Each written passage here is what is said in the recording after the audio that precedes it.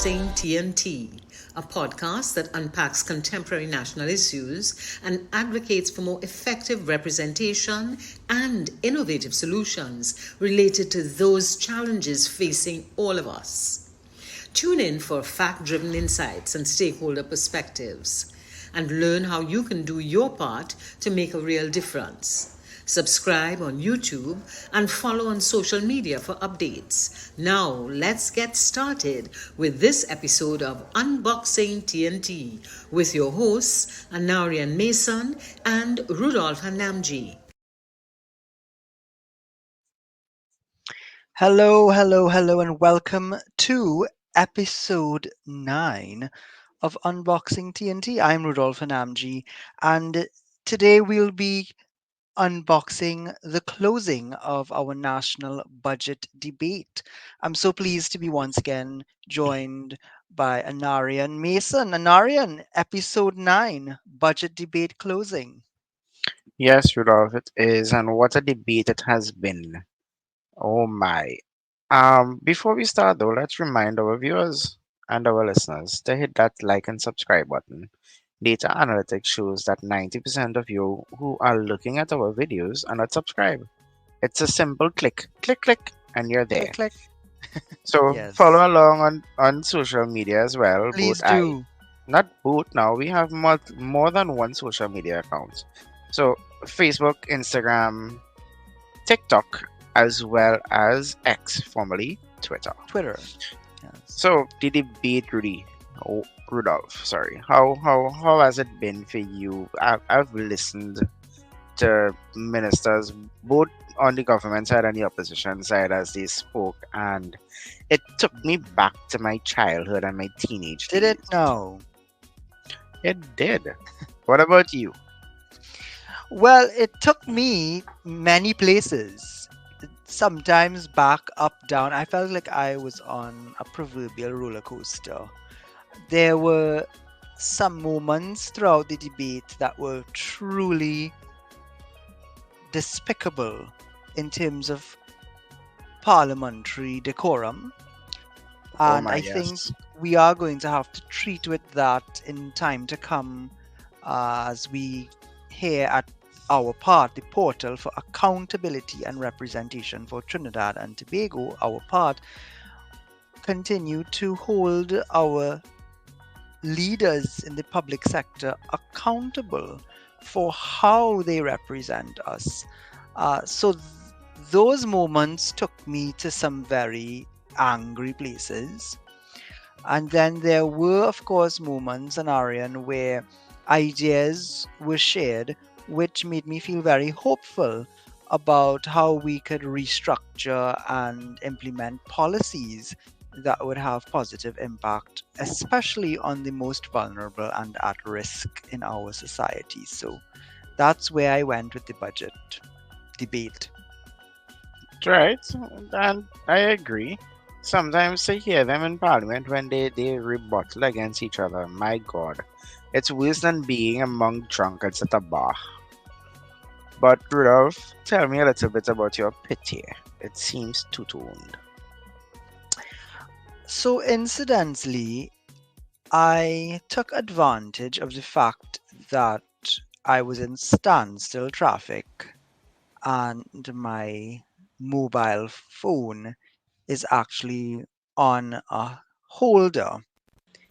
So I just needed to touch a button and it took this beautiful photograph, which I found to be quite ironic because most people that drive by the Labas and of course Beetham Gardens, if they're honest to themselves, they would probably remark that these are not necessarily images or views that inspire.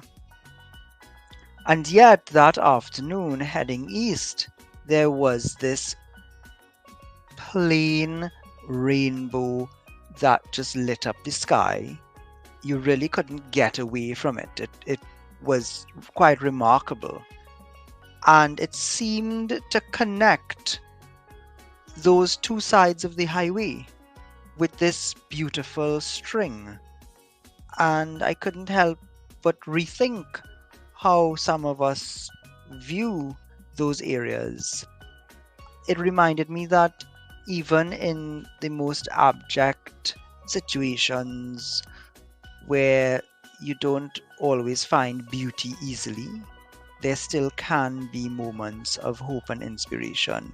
And as I said earlier, that is what the budget debate gave to me. So in closing, in us unpacking the closing, I chose that photograph to represent my sentiments about the budget. And in a real way, the the potential negative and positive outcomes of a budget if properly debated and then implemented, because those ideas, at least for the next fiscal year, those policies can have both beautiful and ugly outcomes. So that's my metaphorical photograph selection.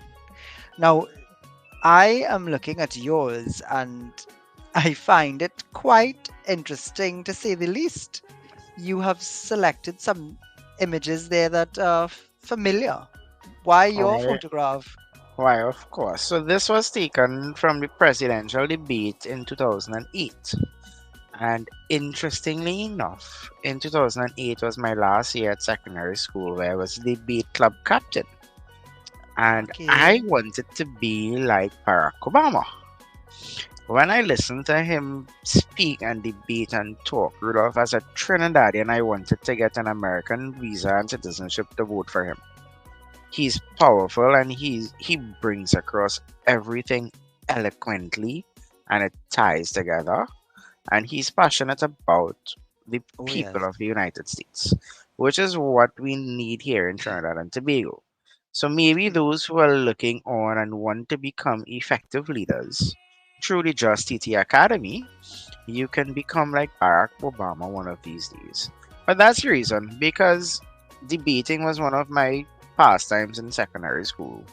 And in this time, this image particularly, I was a club captain and I wanted to be so much like Barack.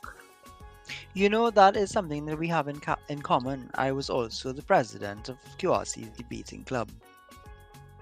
You And, notice I didn't say my school, right? well, I don't know what's wrong with you. I like to I, show off what school I went to. I think every student across Trinidad and Tobago should be proud of the college that they go to I or went to. agree. And that is how we start changing narratives, when everyone is equally proud of where they attended school. But no, Makes sense. seriously, I it we are examples of how extracurricular activities, particularly in the arena of public speaking, debating, national service, etc., can really shape how you view your country and the type of path that you tend to find yourself going down. So it's no wonder we have a lot of passion for our country also in common, and why we would sit here and ensure that we unbox these issues every week. Agreed. So let's dive right into it, ladies and gentlemen. Join us as now we start a look at the closing ends of the 2024-2025 Trinidad and Tobago fiscal year budget debate. So, Narayan, set us up. Which clips are we going to look at first? Which speaker? Well, I liked, me and energy. So I Hmm. decided to pull some clips from the Shadow Minister of Energy. Not the Minister of Energy, but the Shadow. Shadow, Let, right? let's see what the opposition has to say in And regards to energy. by the way, he's also the chief whip. Yes, yes, he is. So this one was a dual interest, Of because course. as viewers stay with us, they'll understand why this had a double barrel to it. But yes, so David Lee, MP, Member of Parliament for Point of Pear.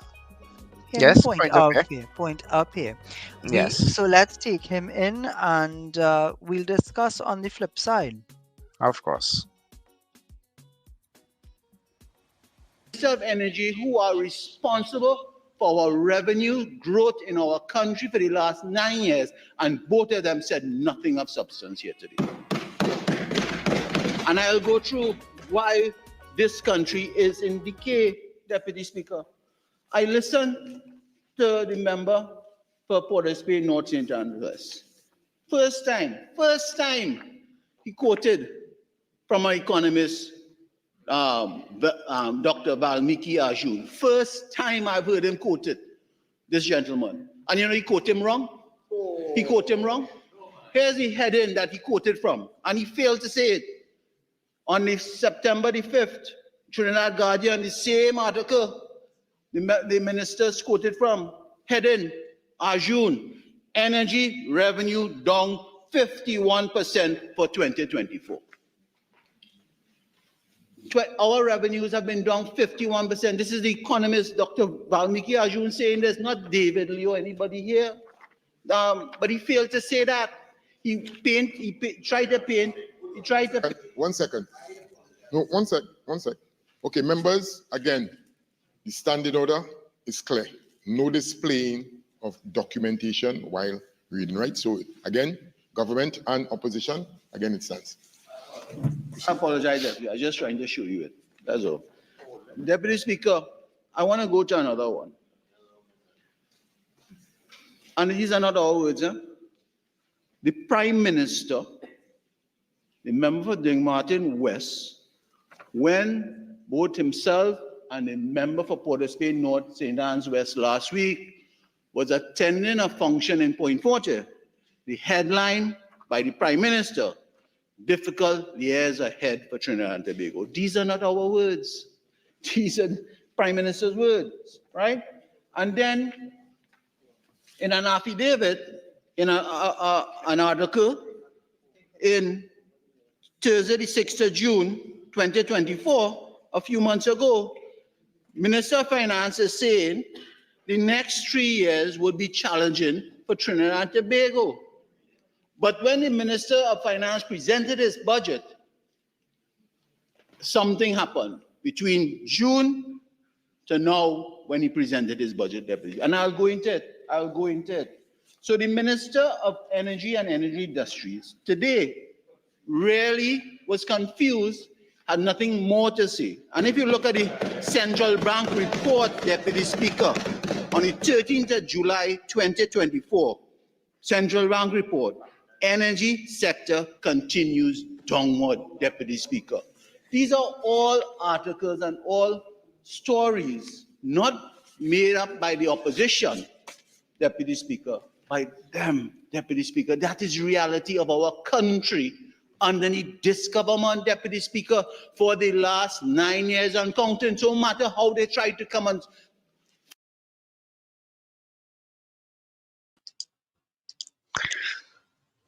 All right, that was certainly, I mean, it's a common theme that the opposition has commented on before, but Right. definitely important, I think, for their perspective, at least, to bring the matter of the energy revenues back into the conversation and reiterate it. But as you said, this is mainly in your wheelhouse. What are I think some of that's why the I would have thoughts you're chosen having? to look at him. And he continues there into explaining more about the gas deals and about how they went about. He also went further into that very same topic, talking about the number of wells that were drilled when the Hmm. partnership was in Hmm. government versus now. And again, I need to reiterate strongly to our viewers and those listening that oil and gas production is dependent on the demand by the world. And based Yes. off of that, it again, I am not siding with the PNM or siding with the UNC, but I am saying it doesn't make sense spending hundreds of thousands, close to millions, to drill a well that you're not going to sell that product from right now. That is unnecessary expenditure with no revenue income. And if you think about it, if you spend more than you make, that you're on a deficit. Well, and because it is really the international oil companies, the IOCs, that invest the capital to drill the wells based on the bid rounds that they are able to access. A company is not going to, as you say, invest capital without some feasibility as to how they're going to have an ROI, a return on investment. Right.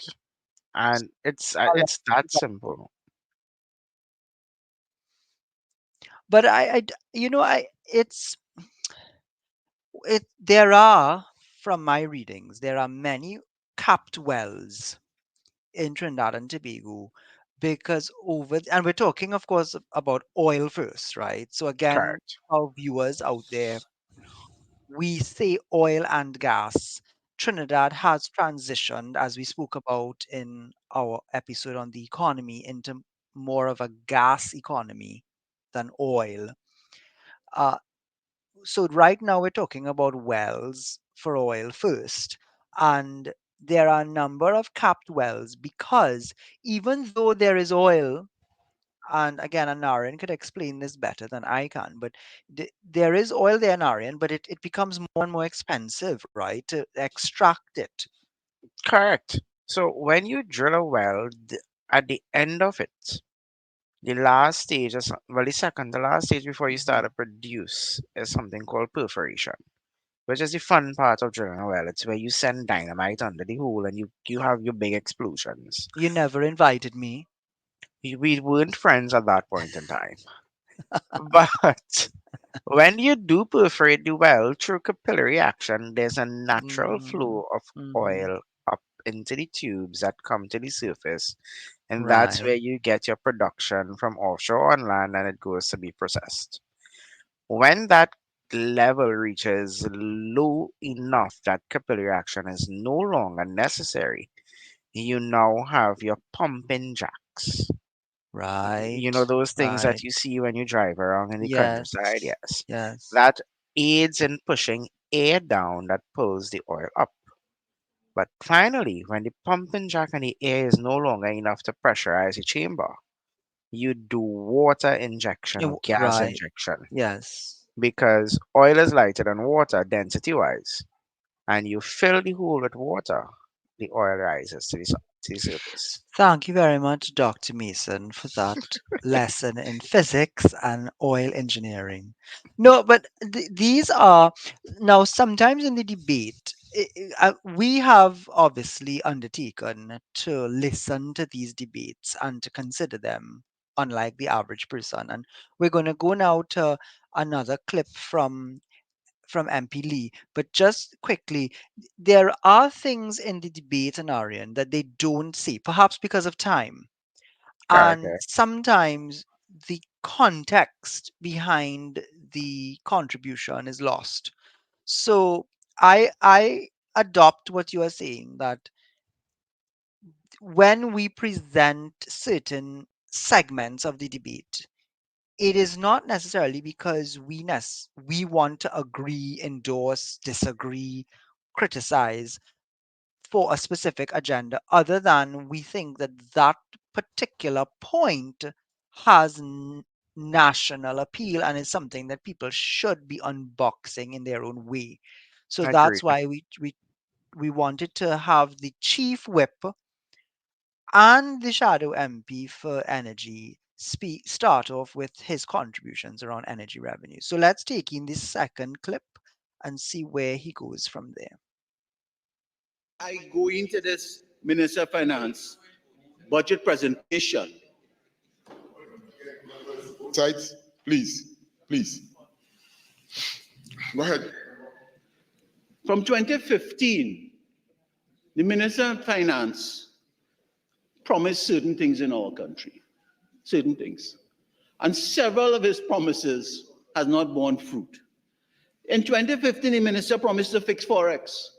We had to go inside in the bank and we only could get $50, Deputy Speaker, to fly out.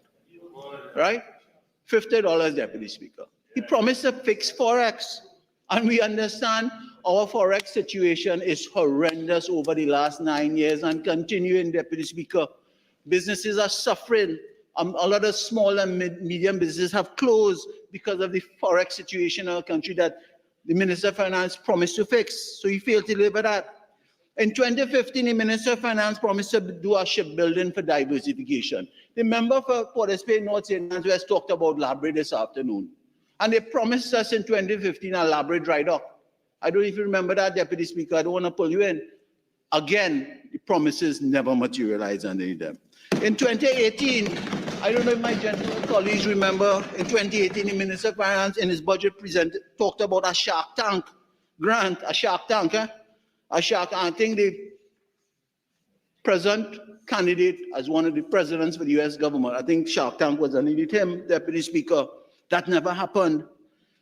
In 2018, the Minister of Finance promised a marina for the Yachting Association, the yachting industry. That didn't happen. These are diversification projects that the minister talked about. And you wonder why our revenues are down. You wonder why, and why we have to place all our eggs in cross-border gas, Deputy Speaker. In 2019, they came back again with the dry dock and the shipping facility in Labre, Deputy Speaker. In 2020, they promised a live music district program. You remember that? I remember. A live music, they say they'll help the young men and women in the music industry and the fashion industry. Well, you know, nothing has happened since then, Deputy Speaker. They promised the San Fernando waterfront project since 2015 as one of their 6 game changers. The only thing they did was build a car park in San Fernando.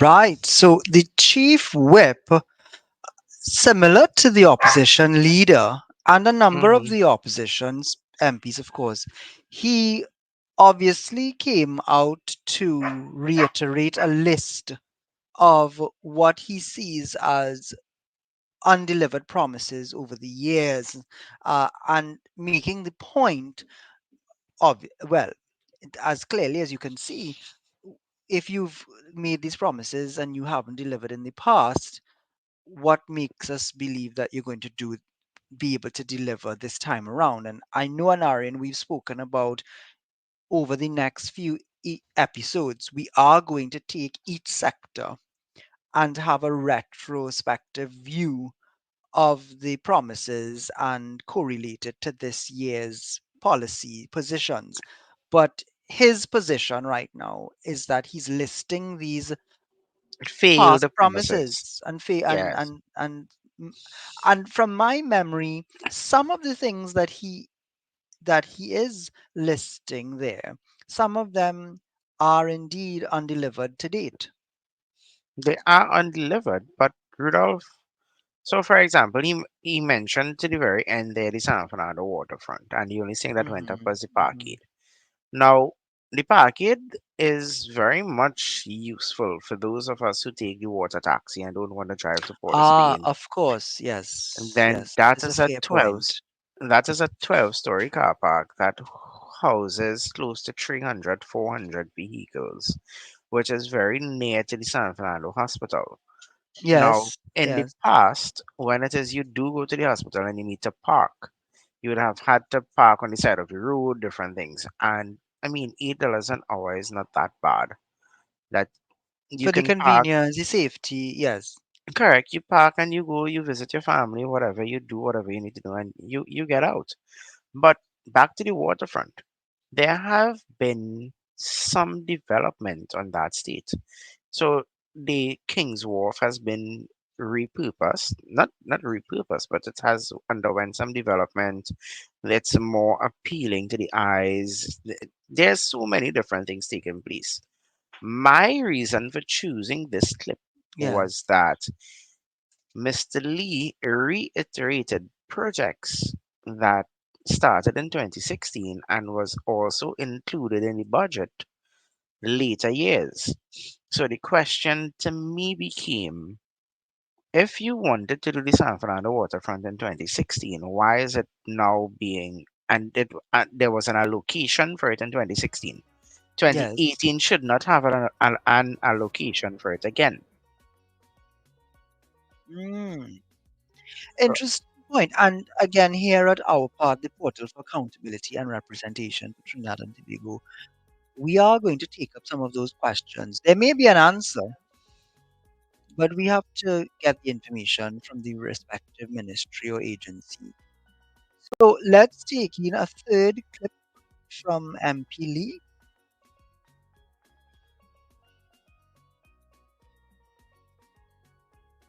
Create in some form or fashion. Was a Canadian company that purchased this metal, the iron and steel plant, and said they would make it operational in 1 year's time. I want to ask the question, where are they getting the gas from, Deputy Speaker? Would they promise gas to reopen this plant? And what were the terms and conditions of this gas? It reminds me, it's very similar to the Nikon plant, Deputy Speaker, that one of the conditions of the Nikon plant, the old WGTL that was sold to Peppercorn by this government to Nikon, they were promised a certain amount of gas, I think 31 SCF scuffs, right, Deputy Speaker? And I will come to Nikon in a few minutes, Deputy Speaker. So let me remind this country, and if this government forgot the amount of plant closures we have had under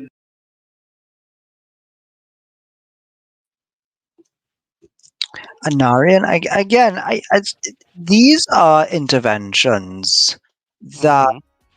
you really, as a citizen, would want someone to ask. You can't fault him. And again, Of course not. this is where an organization like ours and our objectivity is important in the national conversation, because some people would comment on this, like, that saying, correct message, wrong messenger. So they would discount what he's saying simply because he's an opposition MP.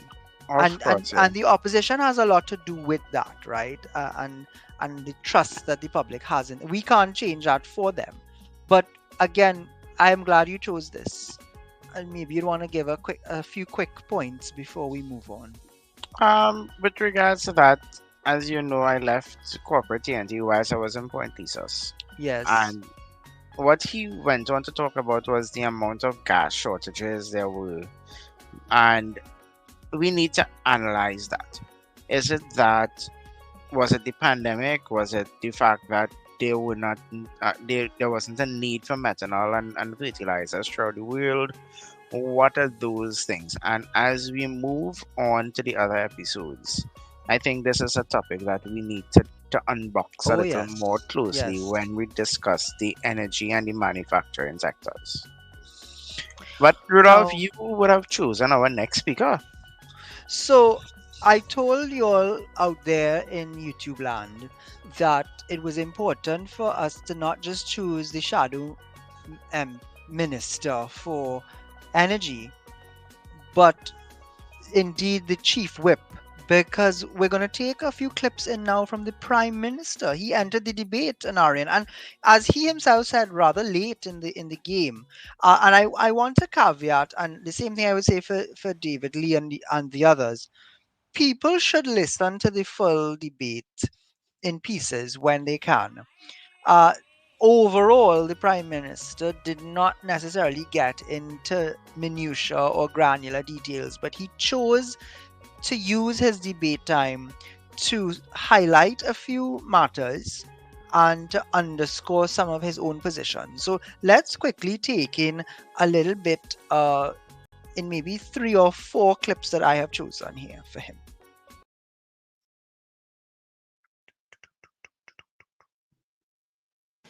I want, Madam Speaker, to begin by thanking the leader of the government's effort through the Ministry of Finance for the job that he and his team would have done for the people of Trinidad and Tobago over the last 9 years.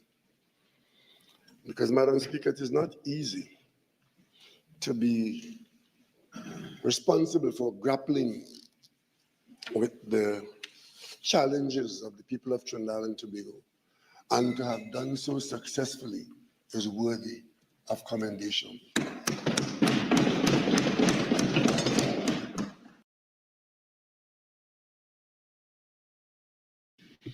Unfortunately, the same Minister of Finance is in a position to expertly speak to all aspects of our finance. And the government takes a position that the country can benefit and must benefit from a comprehensive reporting of what we are facing, what we have been doing, where we're at, and where we're going. And to do that, Madam Speaker, it takes time. But apparently, to have reported so comprehensively to the country is to offend some people. And in fact, some of our opposition members, both in and outside of the House, the biggest issue for them was the length of the speech. I remember, Anarion, when we looked at the Minister of Finance's presentation ourselves, we also spoke about the length of the speech. And I think you and I both agreed, though, that it was important. I want to recall that we leaned on the side that it was important for him to take his time and explain certain things, because I remember saying Yes. that last year he was criticized for not doing that. And here you have the Prime Minister not just commending him and the team for putting the budget together, but also reiterating why it was important for the budget to be as long as it was. Well, yeah, I mean that is in its sense the necessity behind why it took so long. The thing about it, Rudolph, is, and the Prime Minister said it, that why are people so concerned about the length of it? Didn't Mr. Imbit go very much in depth into details as to where the money is coming from, what it is going to be spent on, and we have had what deemed to be a budget? Well, you know that saying, it's not the length that counts when you're Uh giving a huh. budget presentation. Of No, course not. the point is that in a democratic society, we have to accept that you're damned if you do and damned if you don't, many times, if not all times. And had the budget been 2 hours, the criticism might have been, is that all the respect he has for the population? So I think he erred on the side of caution, and it really, as you said, gave people a number of things to chew on. So let's see where the Prime Minister takes us next.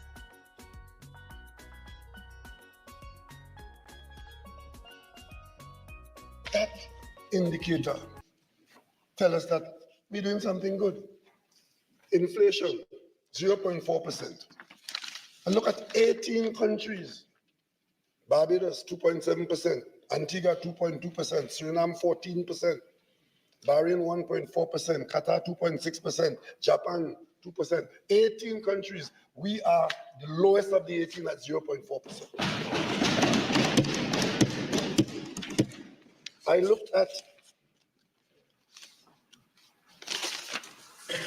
looked at unemployment, 5.4%, up from 4%. Barbados, 8.2%. Bahamas, 8%. Of the same group of 18 countries, most of them are approximating about 8%. We are at 5.4%. So while we have an unemployment problem, we measure pretty decently with the rest of other persons with their circumstances. The Bahamas, 8.8%. Suriname, 10%. If I give you another comparator, per capita income, Madam Speaker, in 2016, our per capita income was $17 billion, just over 17 billion, 17.2 It went to 17.3 in 2017, 17.6 in 2018. Madam Speaker, come 2020, COVID, it dropped to 14 billion, 14.8 billion. But we know why. We worked at it. We stood our ground. So by 2021, it was back to 17.4.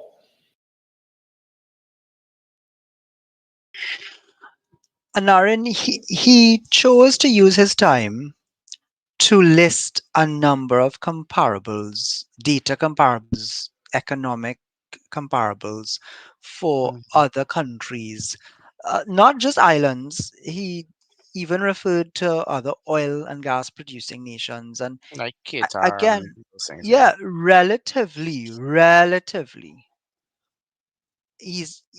you can't argue with the case that Trinidad is performing on par. Now, we've said it before. Are we performing where we could have been performing? The answer to that is also as clear that we are not. Clearly. So, this, do you take this as a case of that saying statistics, statistics, statistics, and damn lies? Or uh, do you think it Actually, was valid for him to no, list these I out? I appreciated the fact that he showed us where Trinidad and Tobago stood with regards to Caribbean countries and, as you rightfully said, other international oil and gas economies. And knowing that where we are is not that badly off, you Mm. rightfully said, we both know where we could have been, as well as our viewers know where we could have been at this day and age in our history. I appreciate the fact that he went there. However, I thought that he spoke on that for about 5 to 7 minutes. He did. He took his time and went Yeah, into it. I thought whilst I agree, I just don't like the fact that he took so long on it. His duration for those comparators was not that duration was not necessary, but the comparative was a welcome to me. I think he could have definitely been more succinct about it, because at the end of the day, when you start rattling off econometrics, you do lose people because they can't follow you. You're reading it, so you Exactly. can see it in front of you, left to right, A versus B. I think he could have made a general point, maybe call all of the countries that we are ahead of and just list the names of the metrics, because the data is publicly available. But having said that, there is something that he also took his time to speak about, and many MPs did, which I think was important for them to do. And I think you know what I'm about to pull up now.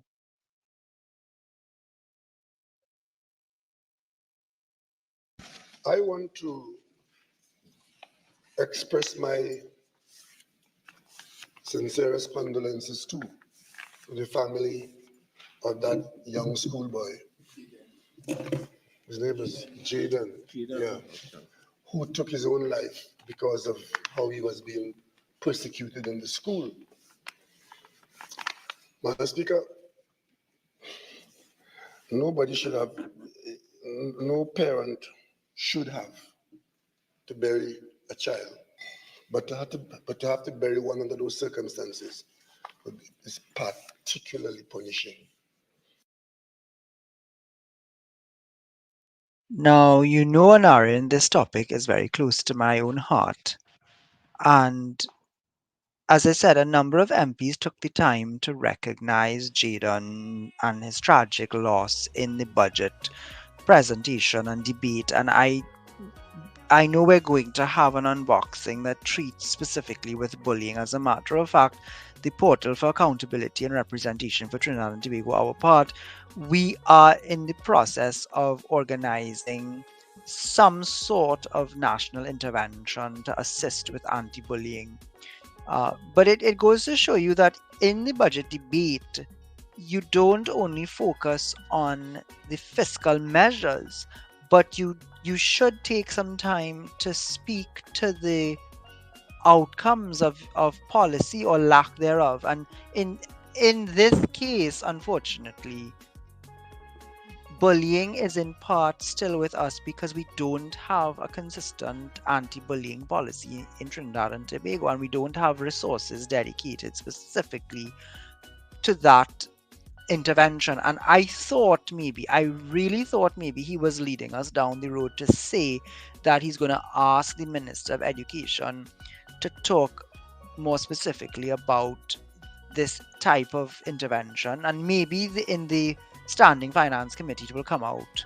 But we do Maybe. need money allocated specifically for anti-bullying and training children to be more inclusive and caring.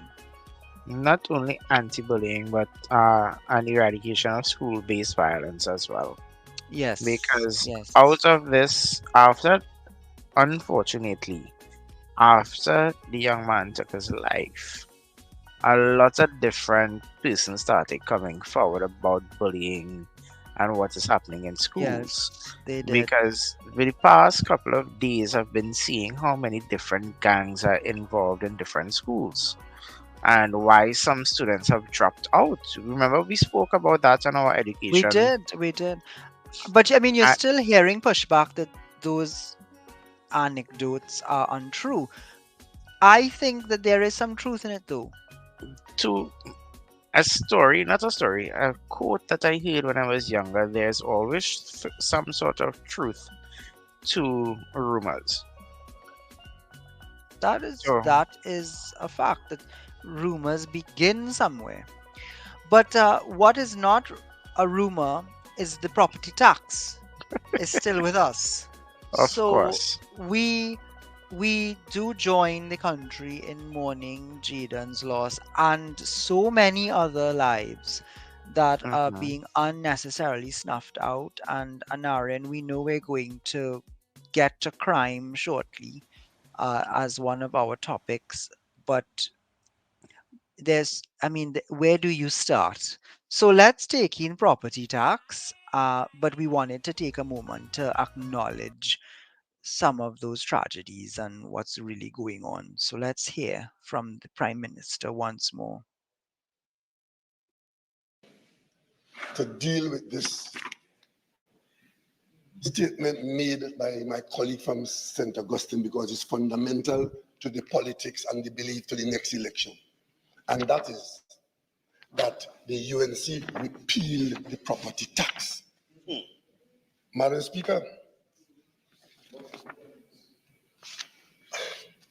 Speaker, what do I have to do to get them to stop saying that? The challenge to the property tax was there, went to the court, and it was not proceeded with. And then, Madam Speaker, the government came to this parliament where some of them were present and enacted a waiver. And the waiver was for a specific period of time. That waiver ended by intervention and English letters in this parliament. The waiver ended, and thus the existing property tax law became force. That happened in 2014 to effect in 2015. So when we came in September 2015,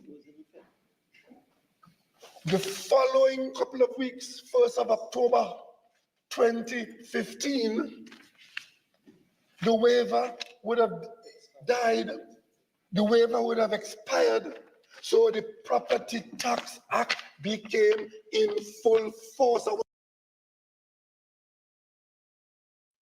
Again, Anarian, you cannot argue with facts. Facts are stubborn things. And I went and looked at the act, and he's right. The sunset clause expired. And indeed, had the administration not intervened, we would have all been paying a higher rate which was the rate defined by the former administration, or at least they left it there. So, fair Ooh. point. Fair point that the Prime Minister is making. And throughout the budget debate, of course, on the administration side, they really are they're being very categorical about it, that we want to raise the right amount of taxes, that at least fair taxes, and that is going to help with the deficit. So, like it or not, it's back and people have started paying their property tax. So the Prime Minister used some of his time to once again clarify and Well, state it. one of the clips I've chosen from our next speaker talks about that. And the next speaker I chose was Devanan Tangu, who is the shadow MP, shadow Minister for Finance. And I thought it would have been good to hear parts of his speech in the debate as the shadow Minister for Finance dealing with the budget. Sure, let's take him in. Madam Speaker, the honorable gentleman began with a quotation. A bad thing never happened yet.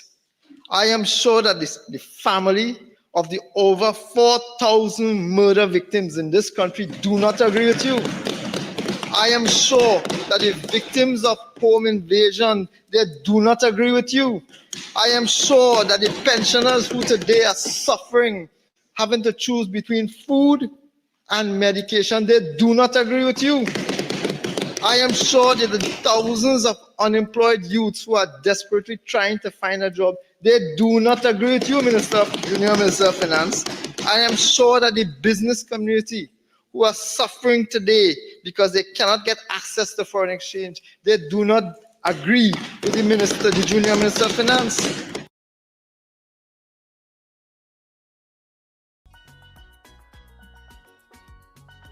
Well,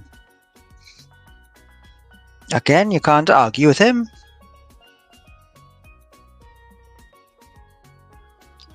It's interesting that people find themselves, Anarion, on different sides of debates for the wrong reasons.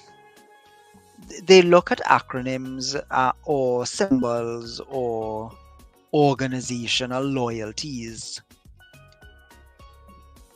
On both sides of the debate, you are hearing clear facts and opinions that represent many people in the society.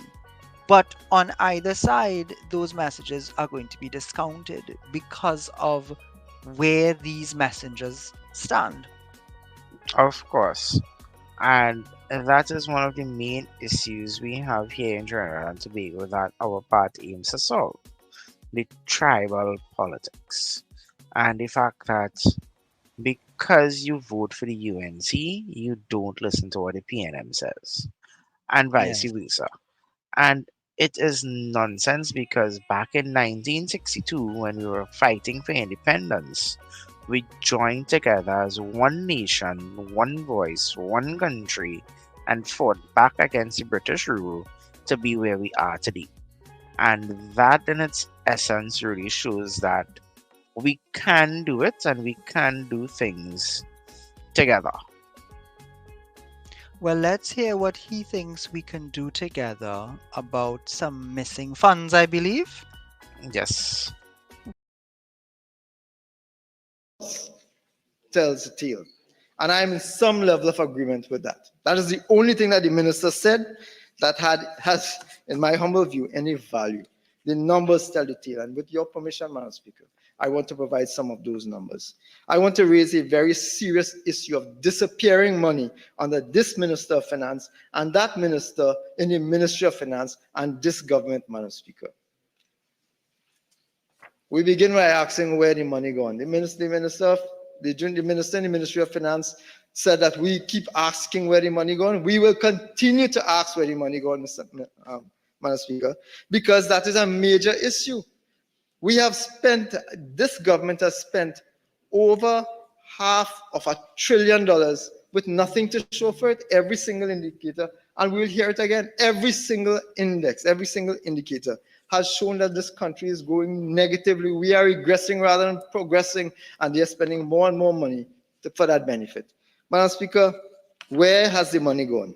And no, I am not speaking about the $3.4 billion, which became $2.6 billion in revenue, which up to today cannot be confirmed by the Auditor General, because the agencies of the state under the Ministry of Finance have failed to provide the supporting documentation to have those accounts audited, Madam Speaker.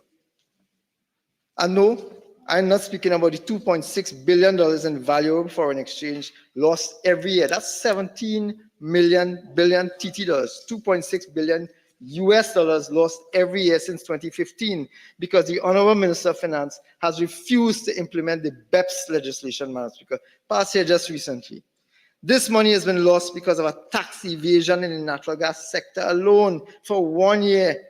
That works out an average, Madam Speaker, of $172 billion since this government has been in office on one sector alone. And there are multiple sectors under which the same base erosion and profit shifting legislation would have prevented the loss of funding, the loss of money to the taxpayers, to the tunes of billions and billions and billions of dollars, Madam Speaker. Where has that money gone? $172 billion, Madam Speaker, on the basis of one source of revenue, which the taxpayers of this country should have been benefiting from. Remember that figure, Madam Speaker, $172 billion. Now, I agree with him, but at the same time, his administration didn't do much to change that either. And that was another point, Anarion.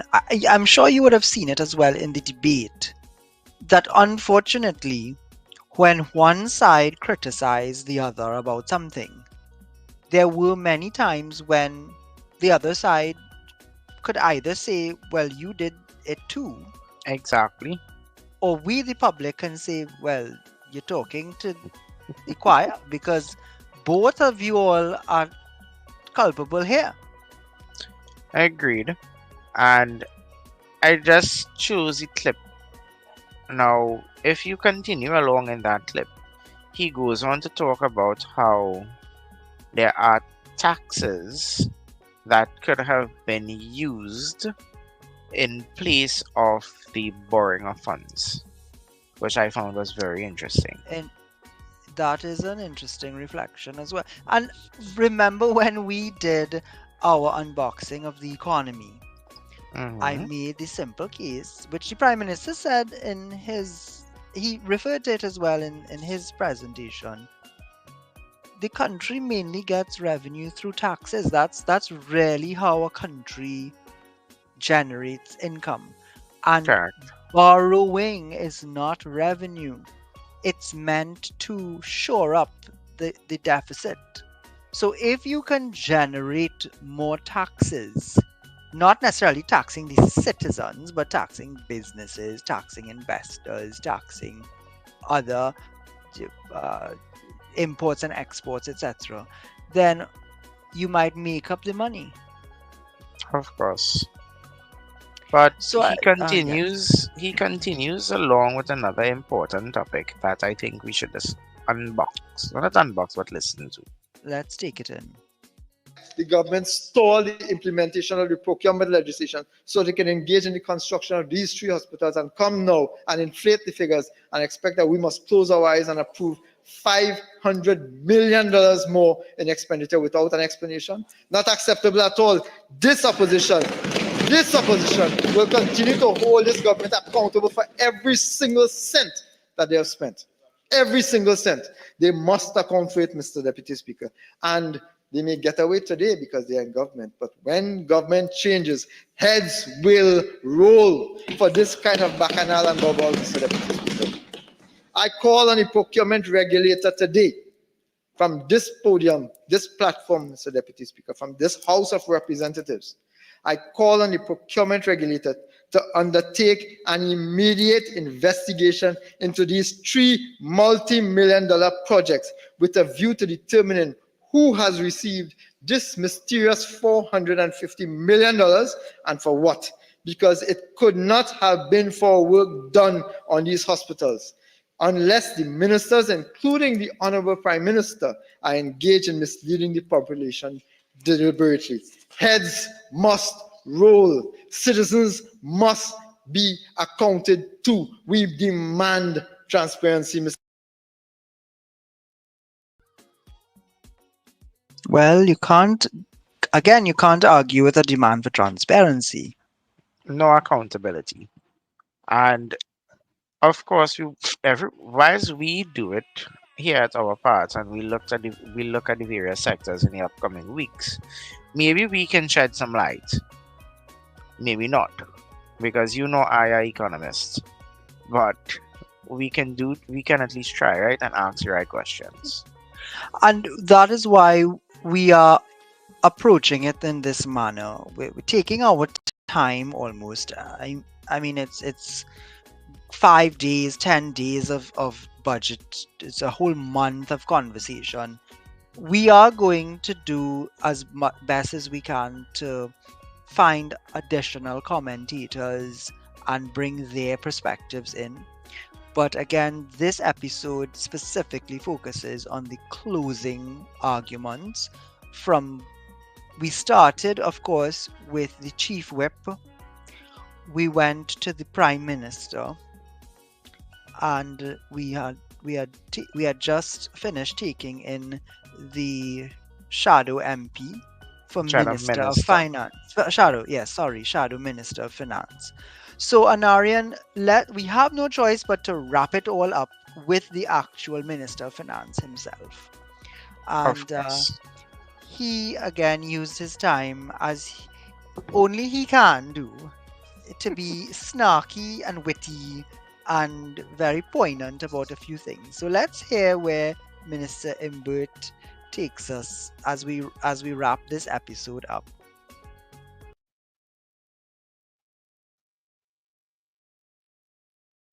Madam Speaker, that the leader of the opposition is not present. However, we have the benefit in this parliament now for many years of a live televised broadcast. So whether the leader of the opposition is present or not, that is irrelevant in terms of the information that the public will receive during this wrapping up. I had someone to go through the response of the leader of the opposition to the budget statement and to write for me the most egregious untruths and the most ridiculous, absurd statements made by the member for Siparia. Let me deal with, yes, many pages, but let me deal with the most ridiculous one. The member for Siparia said that in the draft estimates of expenditure, the vote for entertainment for the office of the Prime Minister was allocated $30 million, and that the vote for hosting of functions was allocated $20 million. And the members for Siparia added those two numbers together to get $50 million, and then began a tirade about $50 million for fact, repeated by all her subordinates on the other side, and gleefully carried by certain media houses who seem to have this habit of just repeating whatever nonsense is uttered by persons opposite. So, having heard that and being aware of the facts, being aware that the Urban Development Corporation had, since 2016, been covering the expenses at the Prime Minister's residence, at the Diplomatic Center, and the expenses for the establishment at the Office of the Prime Minister, and for functions and conferences and seminars and so on. the matters that are contained in those two particular votes, being aware of the facts that since 2016, the Urban Development Corporation had been carrying these expenses without being paid by the state. I have the total of arrears owed to UDCOT for the period, actually 2018 to 2024, $53,013,339 for 6 years. $53 million in arrears. These are expenses that UDCOT had been paying on its own, using its own revenue that it gets from the operations of the. So again, he definitely made the decision that he was going to come here and debunk some of the narrative that the other side. Now, Anarion, when we unboxed the opposition leader's response, as we Mhm. said, we hadn't had the benefit of fact checking it in real time because it happened Thank that very evening. God we do make those disclaimers. Because I have no choice but again to agree with this intervention that there were some things stated on the other side that really should have been Double screened checked. Yeah, of course. before Because they were now, said. if it is you, the saying, empty vessels make the most noise come to mind. And if you go there unprepared, as we both are members of debate clubs and past Yes, parliamentarians and things like that, if you do go there unprepared, you will be eaten alive. And unfortunately, the finance minister just did that. Well, let's hear what else he has to say. Shameful. It is shameful that somebody who was prime minister for 5 years and 3 months doesn't even understand the estimates of revenue expenditure that I have placed on this table 10 times. 10 times I have placed estimates of expenditure and revenue on this table. 10 times.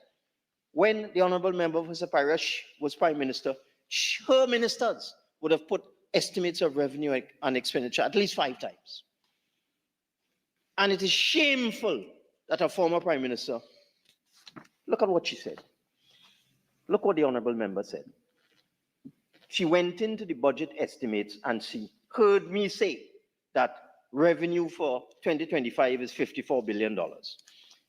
But when the honorable member tried to add up, all she could find was $52 billion. So 2 billion or 1.6 billion missing. One set of noise. And I must explain. It is shameful. Yes, call a press conference. It is shameful. After all that, those years in parliament, 5 years as prime minister, 10 years as opposition leader, that the opposition leader does not know that there are certain things that are not appropriated into the consolidated fund. You're supposed to know that unemployment levy is not appropriated. Green fund is not appropriated. Not appropriated. So we have $1 billion in green fund for 2025, 600 million in unemployment levy. That's 1.6. Add it to the 52, you get 54. It is shameful. Well, I remember we commented on that point she raised about the difference in the values. Of And course, yeah. I will admit that when she said it, it made arithmetic sense. It said, oh yeah, there's something missing here. But afterwards, when I went back to other budgets and I did some digging, what the minister says is true. I mean, it's there. When you go, and I mentioned the yellow books that nobody really reads. When you go into those books, you can see where the differences come from. So nothing he said here is untrue or made up. It is how the monies are allocated. So again, I mean, he's been unfortunate, doing but this this is for the art of 10 years, debate. right? He's been Yes. doing this for 10 years. He knows what he's presenting. He's an expert Well, in that regard, he he in would have presenting. been he would have really been. I don't want to use the word, but But it seems that Mr. Imbrid came out to disrepute and debunk everything the opposition leader said. well, normally, I mean, it's debate, right? As we both know, you sort of either you Oh, yeah. preempt in the debate, you preempt for those out there who've never debated by outlining what you believe your opponent has come prepared to share, and you take the fire out in advance, or when you have your right of rebuttal, you are prepared to make the points to show that their position is wanting. And I think that's what the opposition allowed the minister to do uh, in his By wrap up. not being effectively prepared. So let's take in one more from the Minister of Finance, and then we'll have our closing comments on the overall budget debate. Okay, sure. Not a word about the fiscal measures. You know why? They can't argue against the book grant.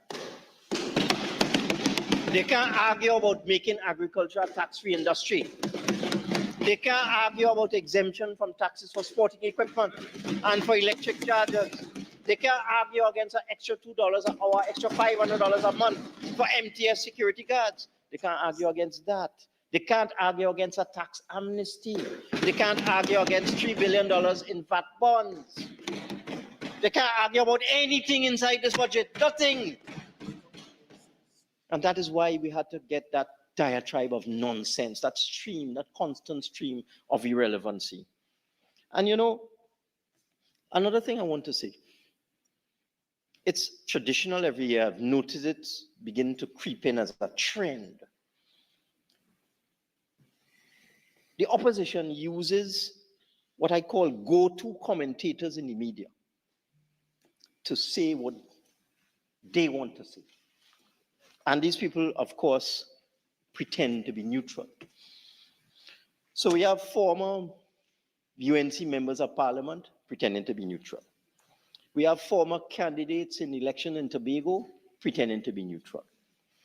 We have deputy political leaders of parties in opposition to the PNM pretending to be neutral. So you have all these UNC opposition elements outside there. And the UNC uses them to make commentary in the media. And for a whole 2 weeks before the budget, doom and gloom, the country going through, the Minister of Finance will not be able to present a good budget, brace for pain, gas price going up, they're going to cut back here, they're going to cut back there. In fact, Madam Speaker, they even had Warner Media House even had the title of their post-budget presentation, Ease or Squeeze, to tell you how they were. And you know what, beating all of them? The UNC and the go-to commentators in the media, it was a good budget. It was a good budget. And that is what is hurting them. It's hurting them in their craw. It's hurting them. It hottened them in their crow. And Arian, I don't think I have ever heard that in a parliamentary debate. I must go through the Hansard and see if the word crow has ever been used in the I don't parliament think at I've all. ever heard it as well. Now, he could make that statement and be glib and witty about it. And in many regards, and we will get into the details as we keep saying over the next few weeks.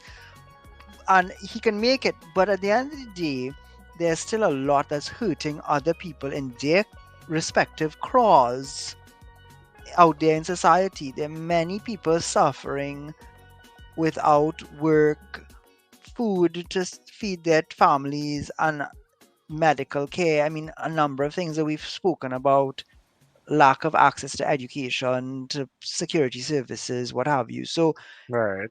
there is still a lot of hurting going on, and the measures are not yet implemented because, of course, they have to go to the finance standing committee layer, which is happening right now, and Correct. then eventually it goes up to the upper house. The Senate has to have their say. So that's going to be another round of conversation.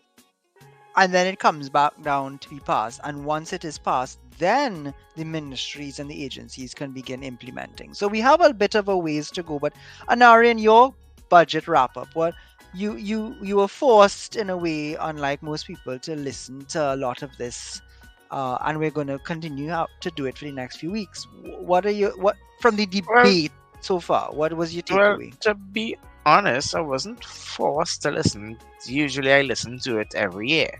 I listen to the presentation, I listen to the rebuttal, and then I take in the Standing Finance Committee's report because Right. that's where the accountability is. That is what has me excited, Rudolph, to know where the money went and to see how the opposition team is going to poke holes Yes, at I'm waiting everything. to see myself. I really want to see how much research they did. Are they coming? Because interestingly, if they do their job properly, we won't have much to do. Of course. But we'll see. But in its essence, the debate has been for me that movie popcorn moment. I always rock back. Hmm. Um, Usually I used to look at it live on TV, but you know the situation I'm in at the moment. I'm Yes. consistently on the road back and forth. So my evenings now, instead of Netflix for the past couple of days, has Budget been to pop flicks? some a budget flicks. Has been to pop some popcorn and rock back and listen to the debates.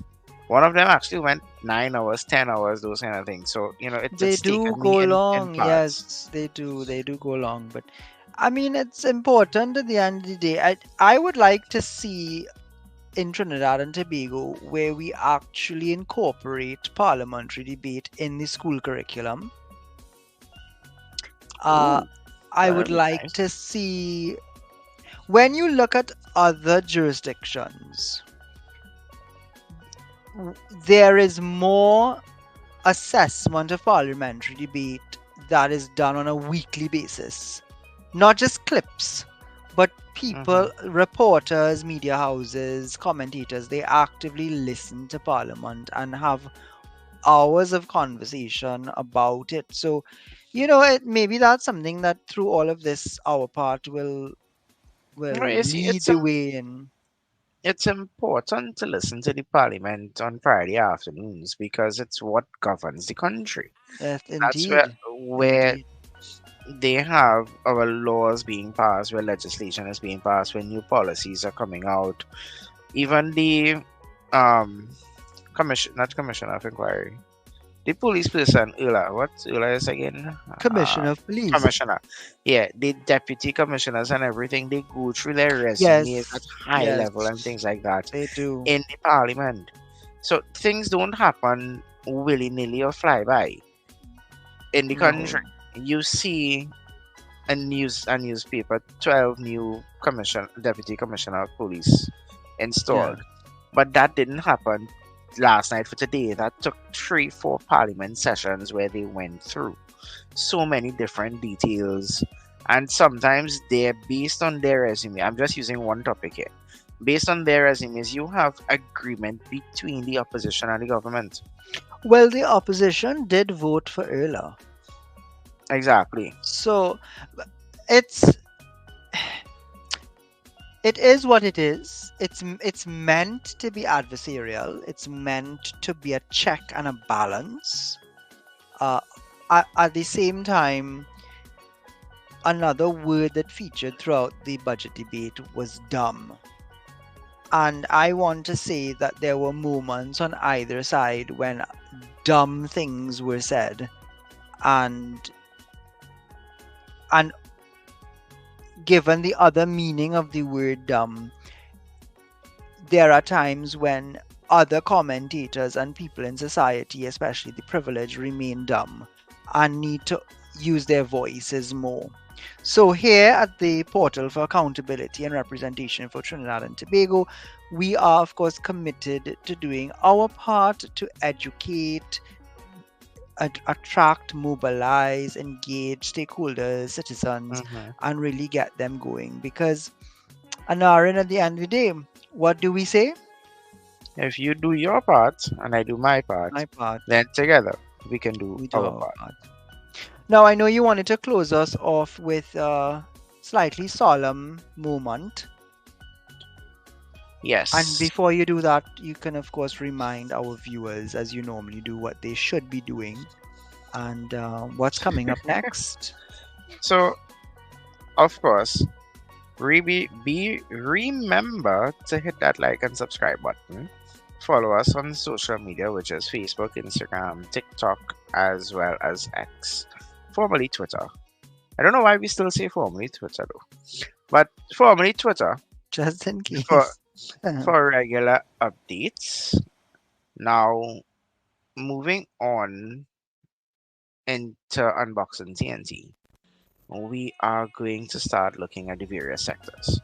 Now, here we have agreed we're going to look at it from highest allocations to the lowest. So, our next Yes. episode should be the highest allocation for the budget, which was the health sector. Health sector, yes. So, join us next week, Monday, at lunchtime when we air our episodes to hear what we have to say as we unbox the health sector. Now, for the special moment, dealing with the loss of the life of Jaden and so many other young people, as well as the lives of many throughout Trinidad and Tobago. We don't really believe in a moment of silence, but we want to send them off with a bang. And you all can see what's gonna be played to send them off with that bang here from We our part. remember them and we continue to do our part to ensure that those types of tragedies are reduced or never happen again. So, as we say, we are far from finished.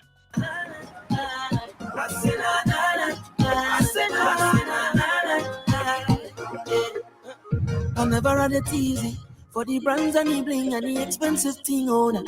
I never had the money, never had nice living. And mama say, oh, you could have it all. Just work hard for yours. I say, mama, you know I work hard for sure. Now Jaja bless me with the opportunity to fly country to country. Now I could drink champagne when I thirst. Now I could see only thing I never see. They say this hour you been so long. But I thank the father and the family. No bad mind boy they can stop me. And every show I smiling just trust me. Life is so lovely. Oh, and I'm far from finished. Oh, and I can't believe it. No. See, I'm far from finished. Oh. Thank you very much for joining us on episode 9, and we are all far from finished. Until next time, be safe and And remember, to do your part. cheers. All right, take care, Take guys. care. Bye bye.